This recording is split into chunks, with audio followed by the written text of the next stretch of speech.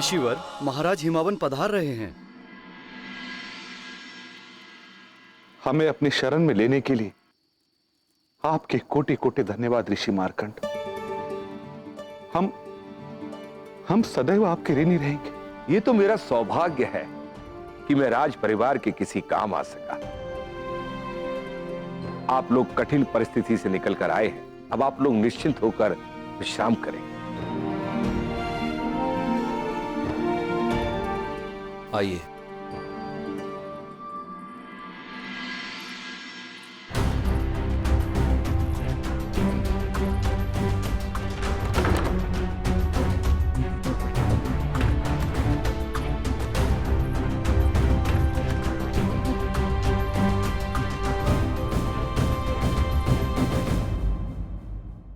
महारानी मैनावती, मैं जानता हूं कि आप भयभीत हैं हमारी पुत्री पार्वती की सुरक्षा को लेकर, किंतु मेरा विश्वास करो, हमारी पुत्री पार्वती को कुछ नहीं होगा।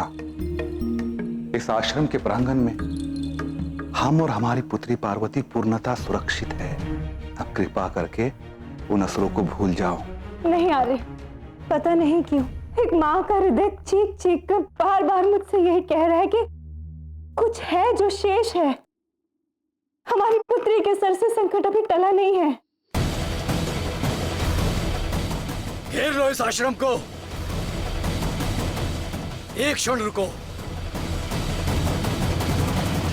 कदाचित इस बार हमें किसी से युद्ध करने की कोई आवश्यकता ही नहीं होगी।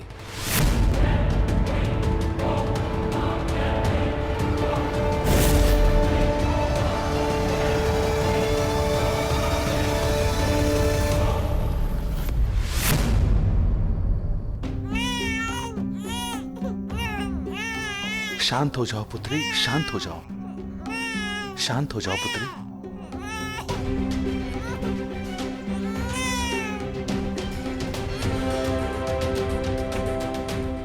सब कुशल तो है? जी ऋषिवर, परंतु प्रतीत होता है कि इस नई परिवेश में हमारी पुत्री पार्वती असहज अनुभव कर रही है। देखिए ना, हम कितना प्रयत्न कर रहे हैं लेकिन ये सो ही नहीं रही है।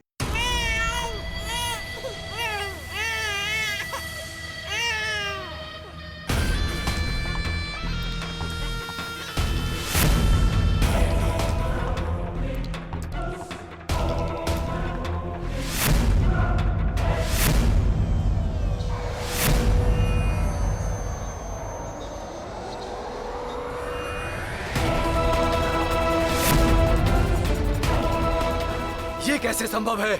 चलो यहां से।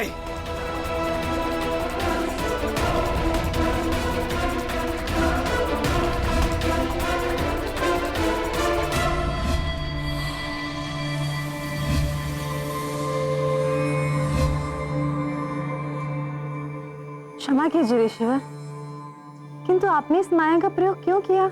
निश्चिंत रहिए महारानी जी, ये माया तो केवल इस नन्ही सी राजकुमारी का ध्यान बटाने के लिए की थी। अब देखिए ना, रो भी नहीं रही। अब आप लोग निश्चिंत रहिए और आराम करिए। जी ऋषिवर। चलिए।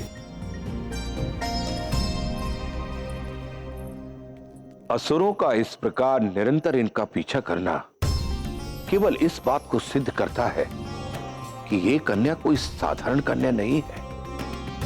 अवश्य इसमें कोई दिव्य गुण या विशेष गुण विद्यमान है। माता की जानकारी गलत थी। वहां पर देवी तो क्या एक पक्षी भी नहीं था। मैं कई वर्षों तक उस आश्रम के चक्कर लगाता रहा, पर वो आश्रम वीरान था। मानो वर्षों से वहां कोई गया ही ना हो। तो तुम भी ताड़कासुर, जो बुद्धि से अंधे होते हैं उन्हें वाणी से जागृत नहीं किया जा सकता।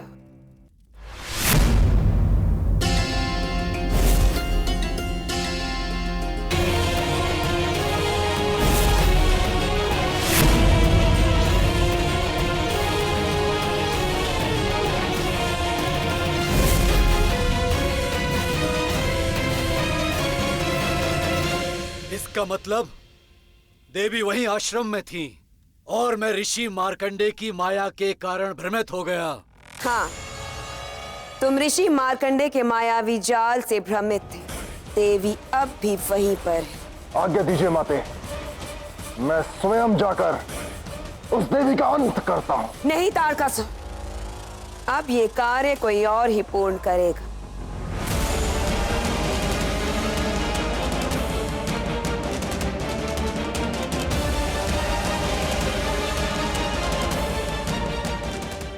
जैसी आपकी आज्ञा माता। बहुरूपा, आप देवी को मारने इसे बहुरूपा को भेज रही हैं। जो काम मैं नहीं कर पाया वो ये कैसे करेगी? इसके पास तो मेरे जैसी दिव्य शक्तियां भी नहीं हैं।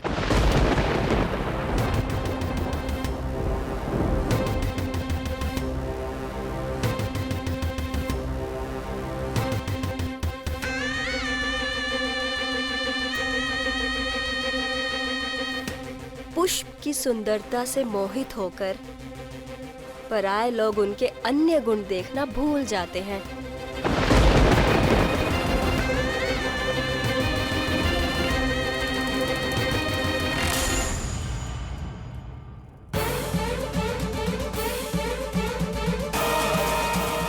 कभी कभी जो घाव तलवार नहीं पहुंचा पाती, वो एक छोटा सा कांटा दे जाता है। इस महत्वपूर्ण कार्य के लिए माता ने मुझे चुना है। देवी को अब मैं बल से नहीं, छल से मारूंगी।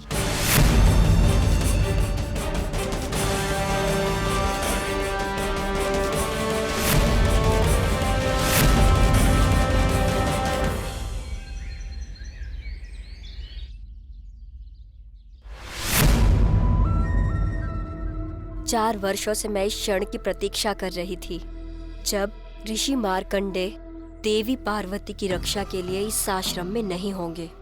तो उसी क्षण तुम्हारी मौत निश्चित है देवी।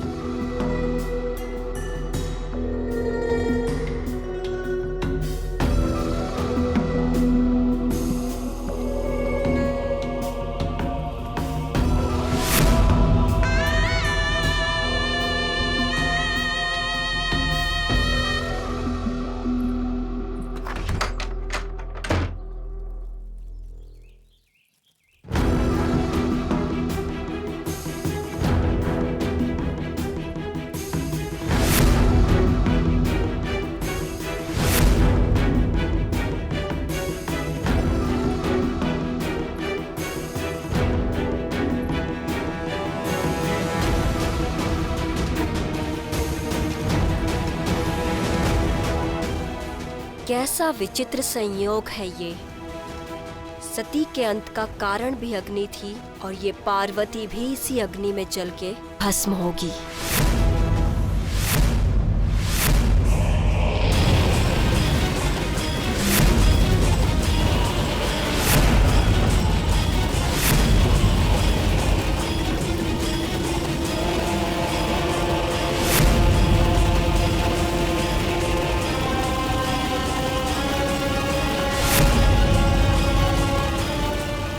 शुभ यात्रा देवी, शीघ्र ही आप पुनः लुप्त हो जाएंगी।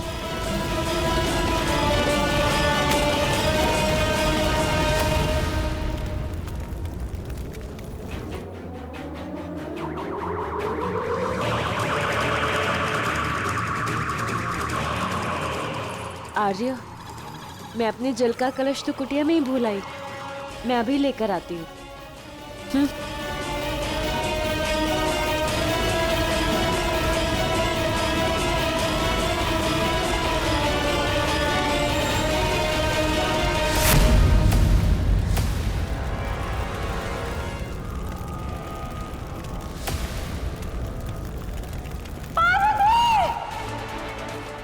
पार्वती,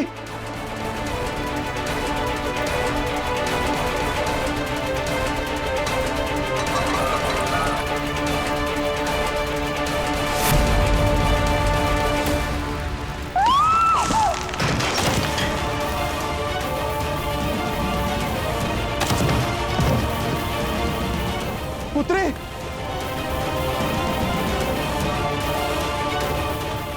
आर्या, थमने का नाम ही नहीं। इस आग से बचना संभव है।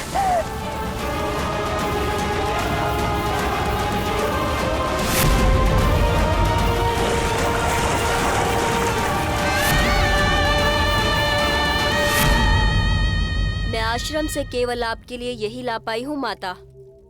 मैंने स्वयं अपनी आंखों से पूरा आश्रम जलते हुए देखा है। देवी के साथ वो पूरा आश्रम जल के भस्म हो चुका है।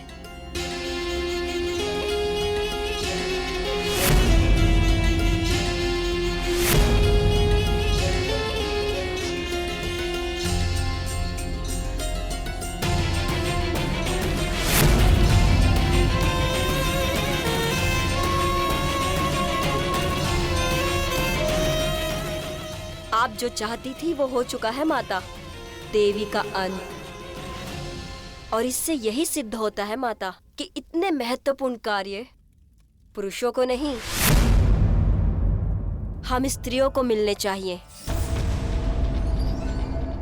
क्योंकि जीत के महत्व को केवल हम ही समझती हैं। बिल्कुल सत्य कहा बहुरूपा। जीत को पाने के लिए हम स्त्रियां किसी भी सीमा को पार करने का सामर्थ्य रखती हैं। अब समय आ गया है जब इस समस्त सृष्टि पे हम असुर विजय प्राप्त कर लेंगे। अमर दिशा में हमारा एकाधिकार होगा। अब मैं ताड़कासुर उन देवताओं को परास्त करके इन तीनों लोगों का स्वामी बनूंगा।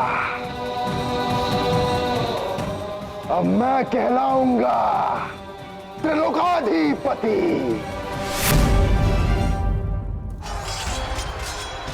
देवराज इंद्र। और इस प्रकार आरंभ हुआ देवासुर संग्राम का एक भयानक चरण, जहां इस बार ताड़कासुर की त्रिलोकाधिपति बनने की लालसा के आगे वो कुछ नहीं देख पा रहा था। वो भाव शून्य होकर केवल संहार कर रहा था। किंतु ताड़कासुर की दृढ़ इच्छा शक्ति और असुर सेना के बल के आगे देवताओं ने हार नहीं मानी। देवासुर संग्राम का ये चरण अनेकों वर्षों तक चलता रहा। दोनों ही पक्षों की सेनाओं ने भयानक संहार और रक्त रंजित युद्ध किया, क्योंकि जो दाव पर लगा था उसके लिए देवता और असुर कुछ भी करने को सज्ज थे। वो अंतिम श्वास तक संघर्ष को सज्ज थे, और हो भी क्यों न। अंततः देवताओं के लिए ये धर्म युद्ध उनकी देवी के मान के लिए था, और असुरों के लिए ये युद्ध था देवी का वर्चस्व पूर्णतः मिटाने के लिए। खैर रखिए अग्निदेव, हम इतने वर्षों से निरंतर इन असुरों से लड़ते आ रहे हैं और आगे भी लड़ते रहेंगे। ये धर्म युद्ध है और हम तब तक लड़ते रहेंगे जब तक महादेव का देवी पार्वती से मिलन नहीं हो जाता। तो लड़िए अग्निदेव, लड़िए। कदाचित देवता नहीं जानते थे कि देवी की एक नई लीला आरंभ होने वाली थी। वो वर्ष की सबसे काली रात थी। अवसर था महाशिवरात्रि का। उसी दिन देवी के जीवन में वो मार्ग प्रशस्त होने वाला था जो उन्हें महादेव तक ले जाने वाला था।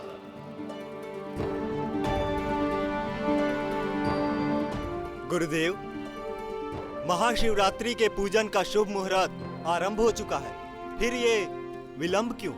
आज तक इस महापूजन का आरंभ शिवलिंग के दूधाभिषेक के साथ मैं ही करता आया था, किंतु आज के बाद मैं नहीं करूंगा, कोई और करेगा। कौन गुरुदेव? पार्वती। देवी की लीला अद्वितीय है, किंतु आप भी लीलाधर कम नहीं है। आज आपको मुझे वो सत्य बताना ही होगा जो आपने वर्षों तक मुझसे छुपाया। बताइए ना नारायण, आपने देवी की रक्षा के लिए इतने वर्षों से आपने कौन सी माया रची? जिसे आप मेरी लीला समझ रही हैं देवी लक्ष्मी, वो मेरी माया नहीं, साक्षात देवी पार्वती की लीला है। वर्षों पूर्व जब बहुरूपा ने देवी को कुटिया में जलाने का प्रयास किया, तब वो ये नहीं जानती थी कि वो वहां स्वयं नहीं आई है, अपितु उनके जीवन और कर्म की डोर देवी के हाथ में ही है। सब कुछ देवी की इच्छा अनुसार हो रहा था। इस अग्नि को नियंत्रित करना तो असंभव होता जा रहा है।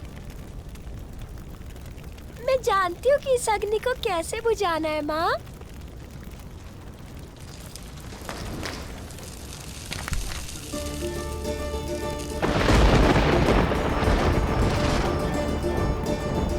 रुद्राक्ष का अर्थ है महादेव के अश्रु। मुझे विश्वास है कि इस अग्नि को अवश्य शांत कर देंगे।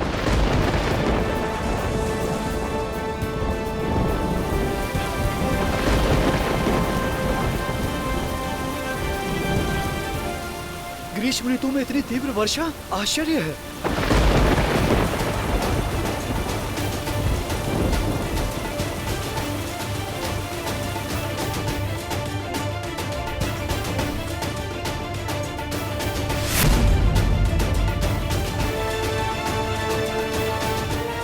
ये तो चमत्कार हो गया। भले ही मेरा ये प्रयास विफल हो चुका है, किंतु मेरा अगला वार अवश्य परिभूत होगा।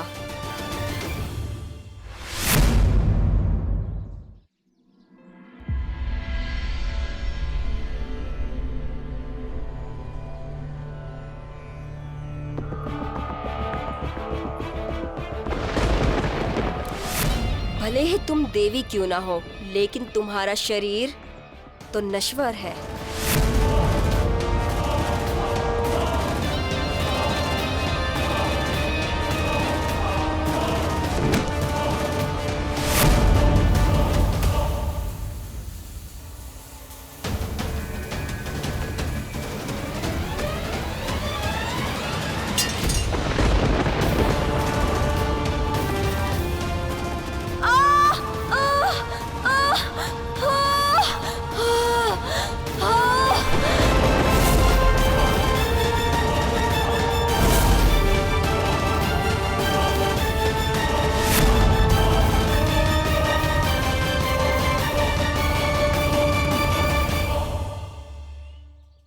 मेरा ऐसा रूप, ये कैसे संभव हो सकता है?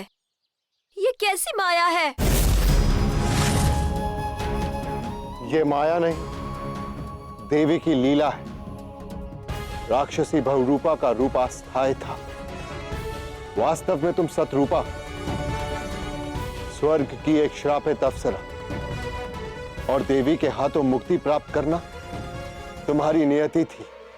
तुम ये सोच रही थी कि तुम यहां देवी की हत्या करने आई थी, किंतु सत्य तो ये है कि तुम्हें तुम्हारे असुर जीवन से मुक्त करने के लिए देवी ने तुम्हें स्वयं यहां बुलाया था,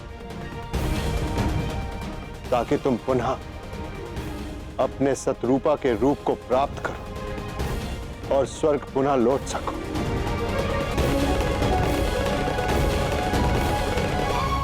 मुझे अपने नर के जीवन से मुक्ति देके आपका बहुत बहुत धन्यवाद देवी। सतरूपा के रूप में अब से ये जीवन सदैव आपका ऋणी रहेगा।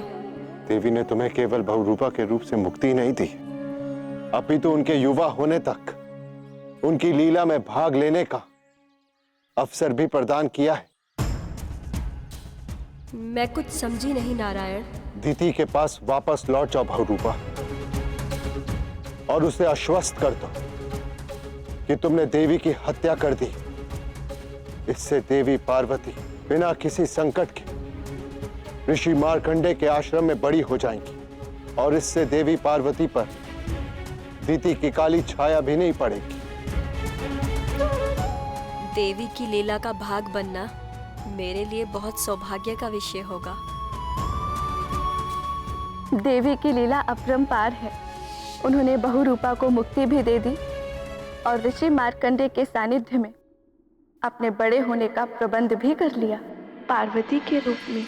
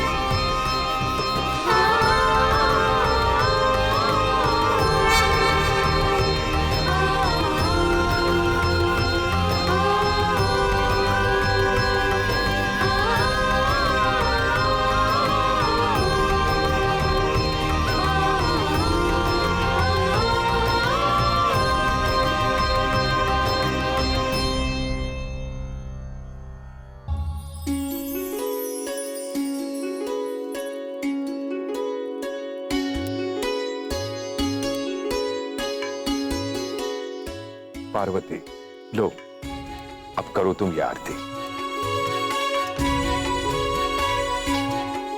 धन्यवाद गुरुदेव, मैं आपकी आभारी हूँ कि आपने मुझे महाशिवरात्रि के इस शुभ अवसर पर सर्वप्रथम शिवलिंग पर अभिषेक करने का सुअवसर दिया।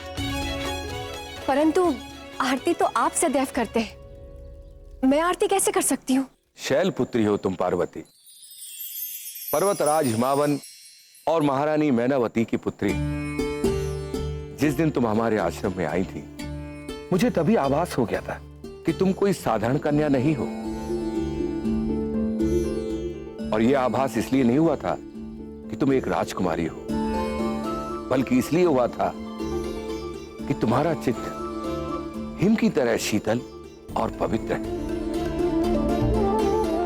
इतने वर्षों से मैंने तुम्हारी आंखों में जो बढ़ती भक्ति और श्रद्धा देखी है, ऐसी किसी अन्य की आंखों में नहीं देखी। इसलिए मैं ये चाहता हूं कि तुम महादेव का महापूजन अपनी इसी श्रद्धा और भक्ति के साथ करो। लो।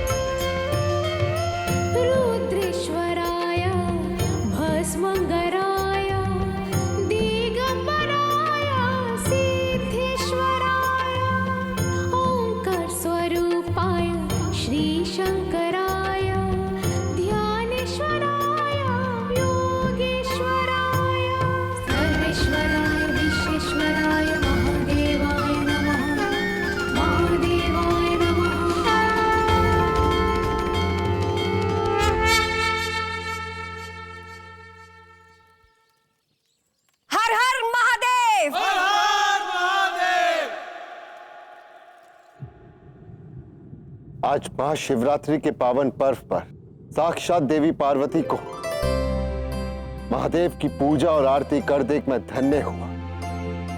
मैं कृतज्ञ हूं कि आपने हमें इस दिव्य क्षण का साक्षी बनाया।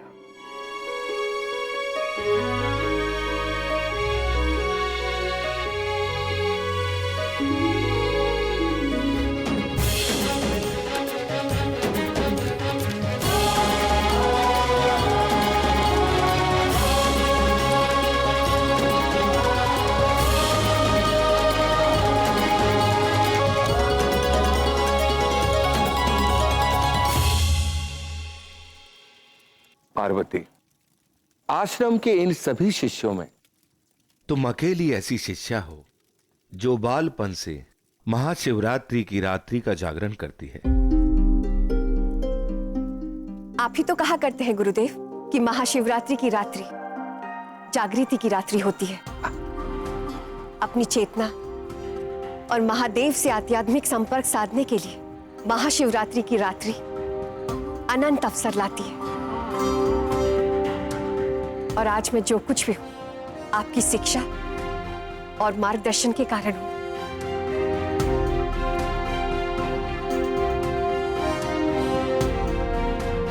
गुरुदेव, मैं जानती हूं कि महाशिवरात्रि की पूरी रात आप साधना करते रहते हैं। अगर आपकी आज्ञा हो तो क्या मैं एक विनती कर सकती हूँ? अवश्य। तो गुरुदेव, मैं आपसे आज महादेव की कथा सुनना चाहती हूँ।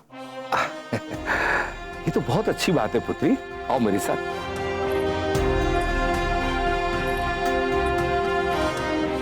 ये कथा उस समय की है जब मैं किशोरावस्था में था। मैं अपने आराध्य महादेव की आराधना में लीन था। मृत्यु के देवता यमराज मेरे प्राण हरने के लिए मेरे निकट आ गए। मैं अपने आराध्य की आराधना को मध्य में छोड़कर उनका अपमान करना नहीं चाहता था। मैंने मृत्यु के देवता यमदेव से प्रार्थना की कि वो कुछ क्षण मेरे लिए प्रतीक्षा करें, किंतु वो मुझे बलपूर्वक अपने साथ ले जाने की चेष्टा करने लगे। बात बहुत बढ़ गई।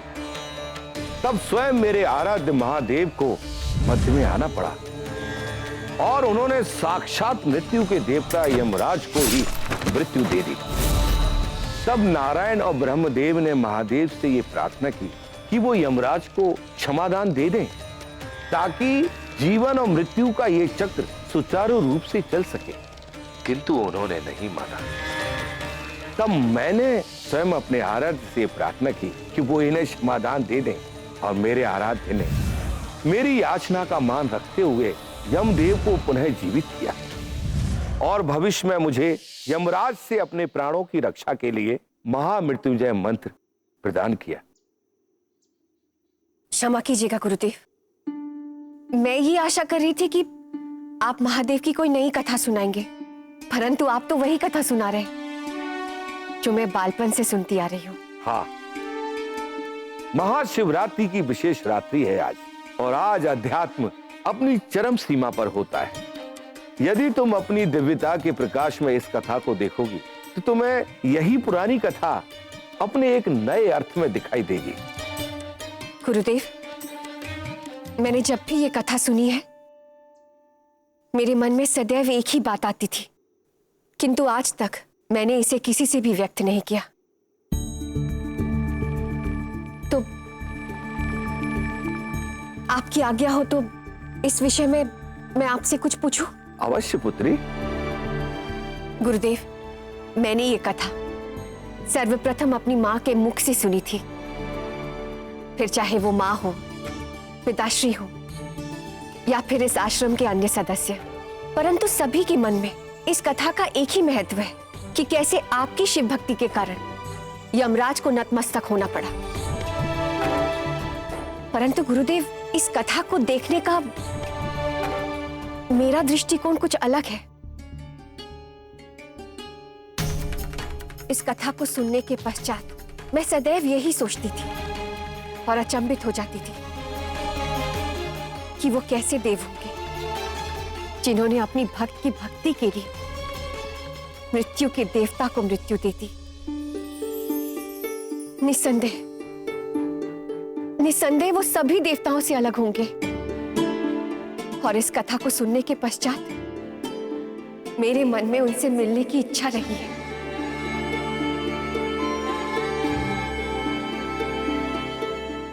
गुरुदेव, आज मैं आपसे जानना चाहती हूँ कि महादेव से मिलने का कोई शीघ्रतम मार्ग है, जैसे कोई अनुष्ठान या कोई विधि जिससे शीघ्र, अति शीघ्र मैं उनसे मिल पाऊं। महादेव तो तुम्हारे भाव में है, उन्हें किसी विधि से नहीं, मन से पुकारो।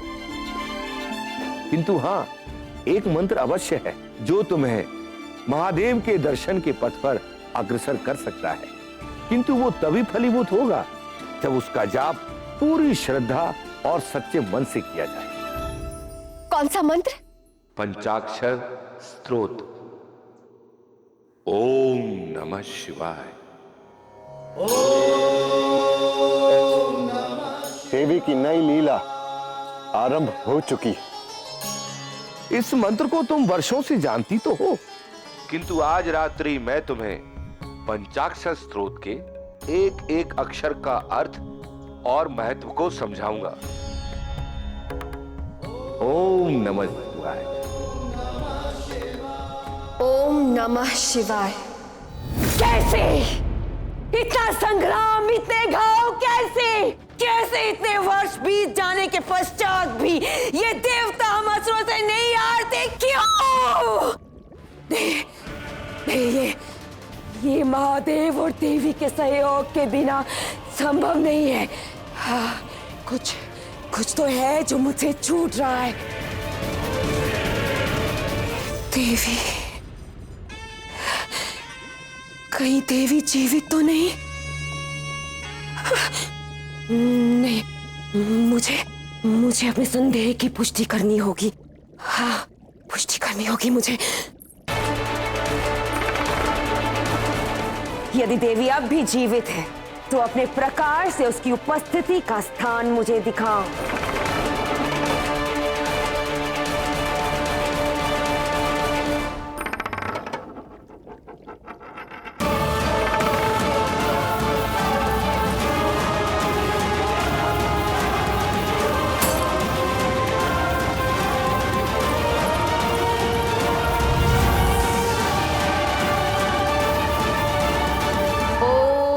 नमः शिवाय।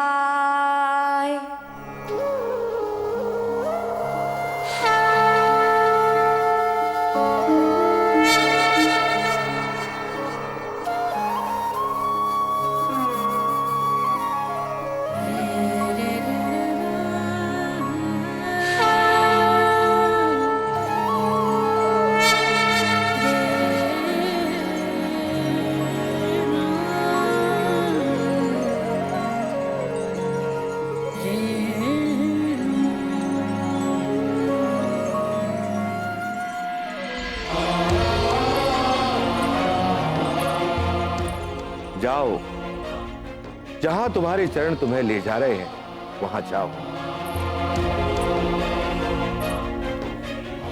क्योंकि ये रात्रि है, महाशिवरात्रि, तुम्हारे जागरण की रात्रि। आज तुम्हारे रोम रोम में महादेव का अंतर्नाद गूंजेगा।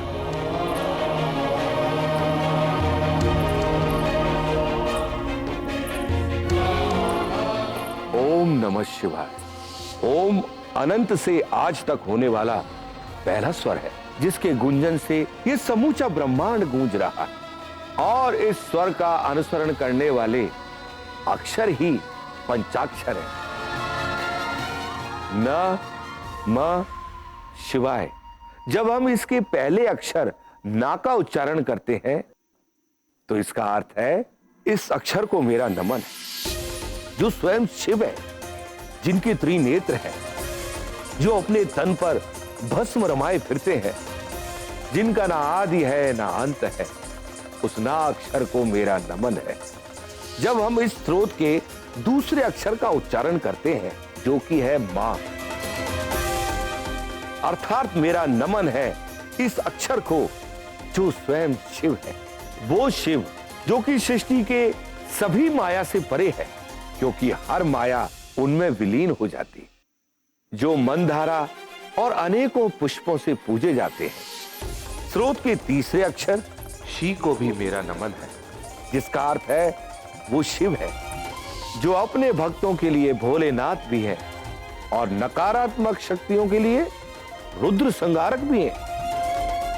जब हम स्रोत के चौथे अक्षर वा का उच्चारण करते हैं तो उसका अर्थ है उस अक्षर का नमन जो कि शिव है, जो वशिष्ठ, अगस्त्य और गौतम जैसे महान ऋषियों के द्वारा पूजनीय है। इनकी आराधना मानव ही नहीं, दानव और देवता भी करते हैं। और जब हम स्रोत के पांचवें अक्षर या का उच्चारण करते हैं तो उसे भी नम करते हैं, क्योंकि वो शिव है जो यक्ष का रूप धारण करते हैं, त्रिशूल धारण करते हैं, इस संपूर्ण सृष्टि के कण कण में व्याप्त हैं, किंतु स्वयं वैरागी है।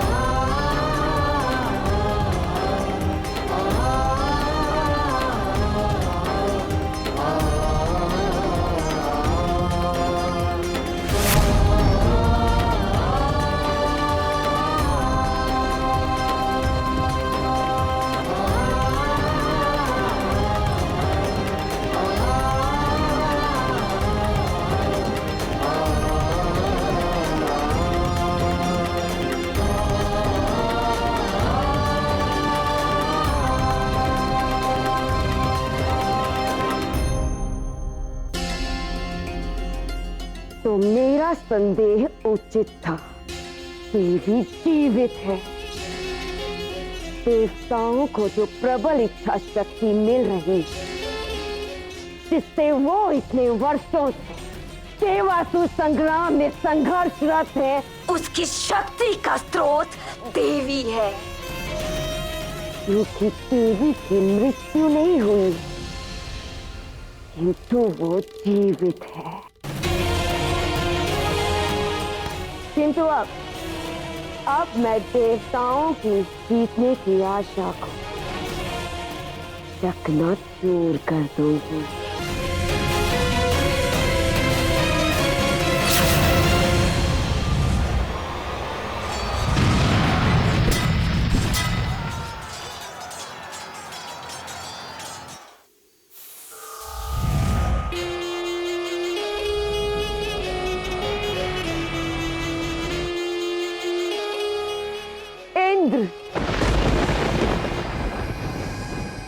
अब तक तुमने और तुम्हारे देवताओं ने बहुत ही अद्भुत युद्ध कौशल का परिचय दिया है,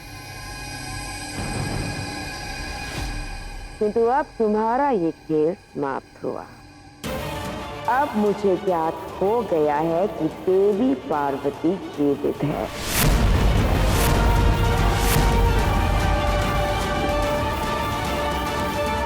तब मैं देवी पार्वती के साथ भी वही करूं जो मैंने सती के साथ किया था।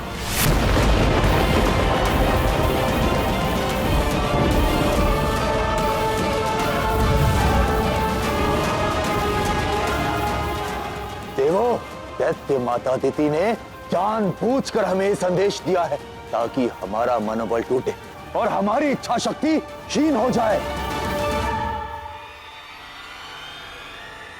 किंतु नहीं, ना हमारा मनोबल टूटेगा और ना ही हम, क्योंकि देवी हमारे साथ है और हम इस धर्म युद्ध में अपनी अंतिम श्वास तक लड़ेंगे। तो आओ देवो और आगे बढ़ो। या!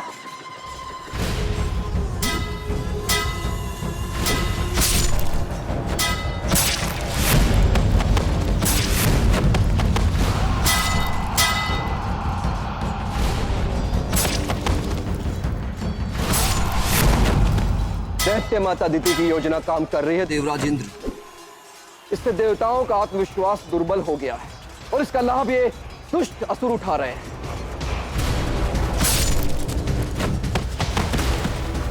देखिए ना, युद्ध में इनका पलड़ा भारी होता दिख रहा है। किंतु दैत्य माता दिति को देवी के जीवित होने की जानकारी कैसे प्राप्त हुई?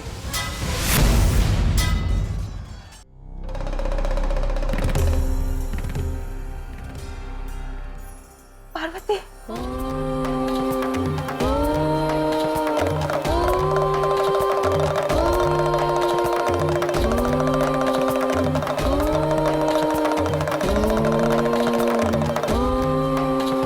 Sa pa ma ba ni pa ba ga ma ga re sa नि सा ग रे सा ग म प सा नि प पा नि सा ग रे रे रे रे नि सा प सा।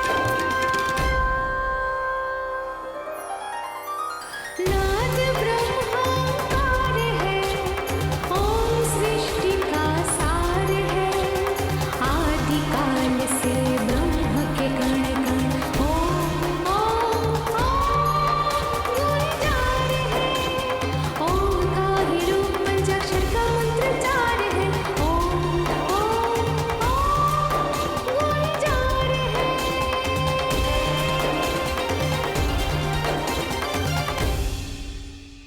नमन है नकार को निर्विकार जो निराकार है, नागहारी त्रिनेत्रधारी जो भस्म से अंगीकार है। नमन है मकार को हर माया से जो पार है, पूजित जो जन इत्र चंदन सुगंधित मंदार है। नमन है शिकार को जो भक्त तारणहार है, नमन है आकार को जो यक्ष रूप साकार है, व्याप्त सपने और परे भी ऐसा रूप यकार है।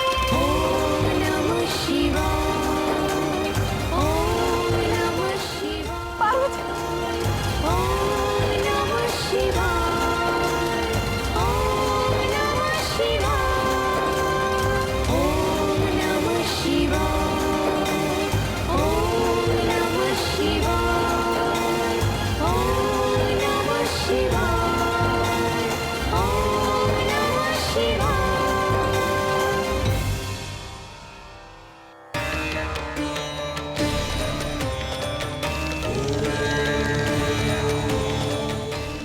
ओम